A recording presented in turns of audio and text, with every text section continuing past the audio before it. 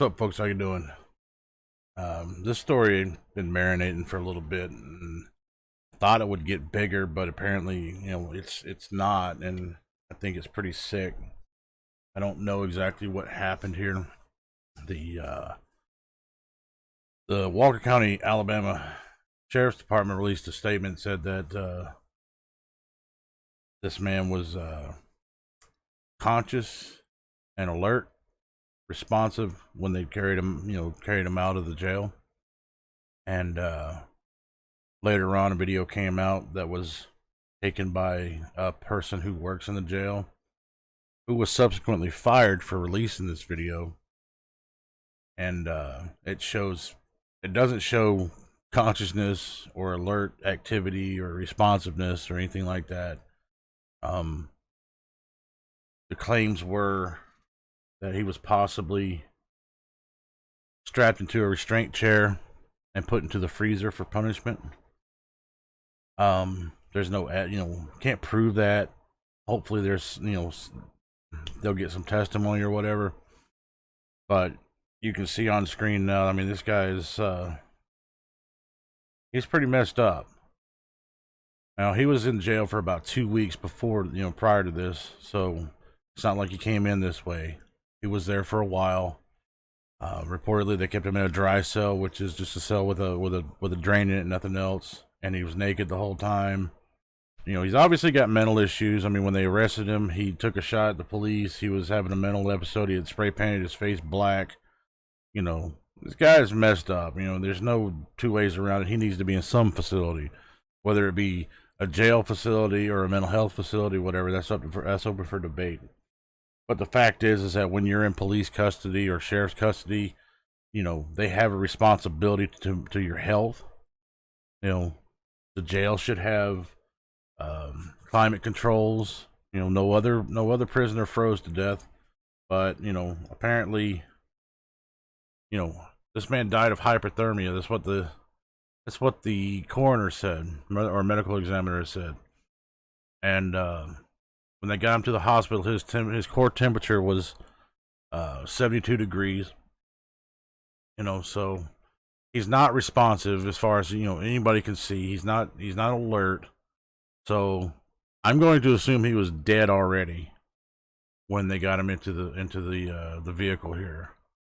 Now, I spoke with a friend of mine who used to work in a jail. I'm not going to say where, but he used to work in a jail for well over a decade. And he's telling me that, this kind of thing should never happen. I mean, it's first of all, like, you just putting an inmate into a restraint chair is technically a use of force. And it would have to be written or reported as a use of force. And, there would be an investigation on that as to whether or not it was justified. Rolling them into a freezer. I mean, that's just something that don't happen. But then again, this is Alabama. Where my friend worked was in a whole different state, much bigger metropolitan area. Well, so the situation here is just very different than what he's used to. But either way, the big situation here is that this man was, looks like he's dead, or at least very close to death at this point. And the sheriff put out a press release saying that he was alert and responsive. And I don't see how anybody can say that this right here is alert and responsive. This is a body. I don't know if it's dead or near death, but this is not an alert person. So what I want to know is why this isn't making bigger news. I mean, like I said, the story's been out for a couple weeks now, maybe a week and a half, something like that. And I've hardly seen it anywhere. A couple of channels have covered it. Steve Leto had covered it. 23andOne had covered it, but there's not been a lot of news reporting on it. And to me, this seems like a big deal. If this man was put into a freezer, that's a big thing, and it really needs to be looked into. I mean, I'll give the benefit of the doubt, saying that if he was put into a freezer, I don't think they meant to kill him. Whether you mean to or not doesn't make you not guilty. but I don't think they meant to kill him. They probably put him in there and forgot, and then all of a sudden he's dead. If that's what in fact happened, there's no no way for anybody to know because everybody's covering it up and trying to sweep it under the rug. The only reason we have this video here is because somebody broke the rules, put their job on the line, and lost that fight because they lost their job.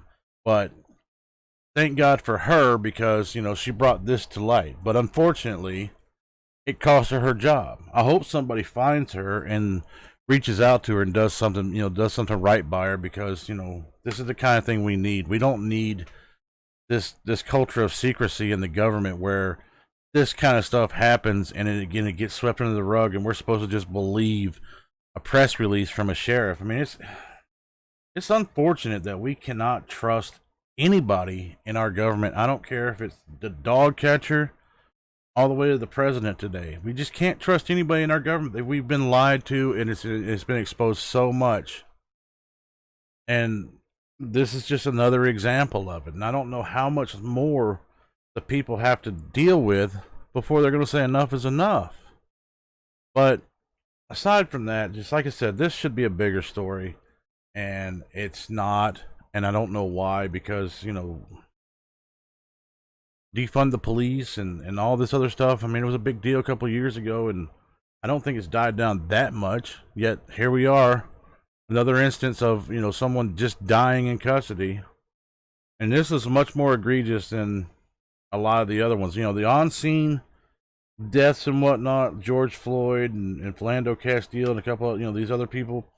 They can be boiled down to split-second decisions that maybe somebody made the wrong decision because it was in the heat of the moment.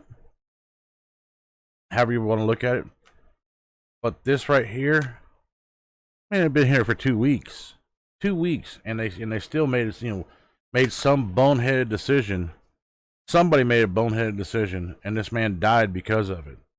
Now, if I'm wrong, I'm wrong. But I mean, all signs are pointing towards somebody or a lot of somebodies in the jail were negligent or malicious, and it cost this man his life. Now, his life probably wasn't going all that great anyway. I mean, he had spray painted his face black. I mean, so he was in some real mental issues and whatnot. But that still doesn't absolve anybody of the responsibility of doing what they're supposed to do by law.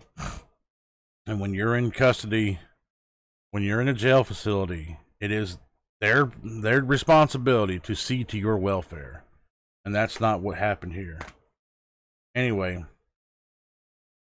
I hope this story gets a little bit bigger. Maybe people will pay attention.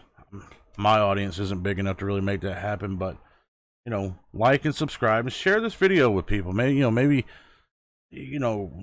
make your own video, whatever, do something, but get the word out on this if you can. And maybe somebody will get some justice for this man, because I don't think he's getting enough exposure, and I think this is going to go away if it doesn't stay in people's minds.